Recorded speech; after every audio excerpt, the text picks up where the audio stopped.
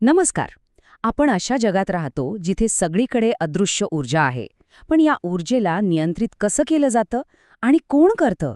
चला, आज या मागचं विज्ञान अगदी सोप्या भाषेत समजून घेऊया.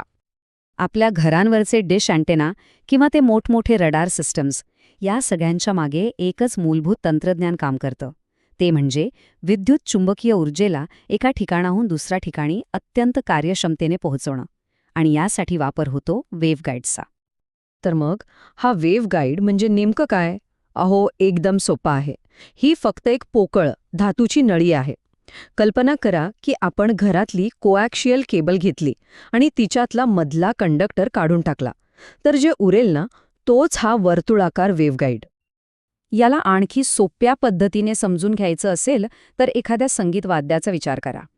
जसं एखाद्या बासरीतून वेगवेगळे सूर निघतात, तसंच या वेव्हगाईडमधनं ऊर्जा वेगवेगळ्या मोड्स किंवा तरंगांच्या रूपात प्रवास करते. आणि या सगळ्या सुरांमध्ये एक असतो मुख्य सूर, आपला सा. त्यालाच म्हणतात TE11 मोड. हा आहे या वेव्हगाईडचा मूलभूत सूर, सर्वात स्थिर, सर्वात कार्यक्षम आणि म्हणूनच सर्वात महत्त्वाचा. पण हाच काय एवढा महत्त्वाचा? कारण याला चालू व्हायला सगळ्यात कमी फ्रिक्वेन्सी लागते. म्हणजे बघा, ही एक अशी किमान ऊर्जा आहे जी त्या तरंगाला नळीतून पुढे ढकलते. TE11 मोडला ही ऊर्जा सगळ्यात कमी लागते, म्हणून तोच सर्वात आधी आणि सर्वात प्रभावीपणे पुढे जातो. बाकीचे सगळे मोठे सूर जणू काही शांतच बसतात. ठीक आहे, हे तर कळलं की हा मोड महत्वाचा आहे. पण या नळीच्या आत ही तरंग नक्की दिसतात कशी? काय चाललेलं असतं आतमध्ये? चला, आत डोकावून पाहूया. इथे ना 2 क्षेत्र आहेत. एक आहे इलेक्ट्रिक फील्ड, म्हणजे विद्युत क्षेत्र. त्याच्या रेषा अशा धनुष्यासारख्या वाकलेल्या असतात आणि त्या नळीच्या भिंतींना चिकटलेल्या असतात. आणि दुसरं आहे मॅग्नेटिक फील्ड, म्हणजे चुंबकीय क्षेत्र. हे ना बंद लूप्स किंवा वळसे तयार करतं, जे इलेक्ट्रिक फील्डला बरोबर काटकोनात असतात. किती सुंदर आणि सुबक रचना आहे, नाही का? आणि या सुंदर रचनेमागे एक खास नंबर आहे, 1.841. हा काही साधासुधा आकडा नाहीये. हा येतो बेसिल फंक्शन्स नावाच्या एका गणितातून. आणि हाच आकडा ठरवतो की ती इलेक्ट्रिक फील्डची वक्रता किती असेल, ते मॅग्नेटिक लूप्स कसे बनतील. म्हणजे अक्षरशः TE11 मोडचा संपूर्ण DNA ह्या एका आकड्यात दडलेला आहे. एक गमतीशीर गोष्ट सांगतो. समजा आपल्याकडे एक आयताकृती वेव्हगाईड आहे आणि आपण त्याला हळूहळू हातोडीने ठोकून गोल बनवायला लागलो, तर काय होईल? त्याचा जो मूळ TE00 मोड असतो ना, तो आपोआप या TE11 मोडमध्ये बदलून जाईल. यावरूनच कळतं की हा मोड किती नैसर्गिक आणि मूलभूत आहे. बरं, हे सगळं तर ठीक आहे, पण मग इंजिनियर्सलाही जमतं कसं?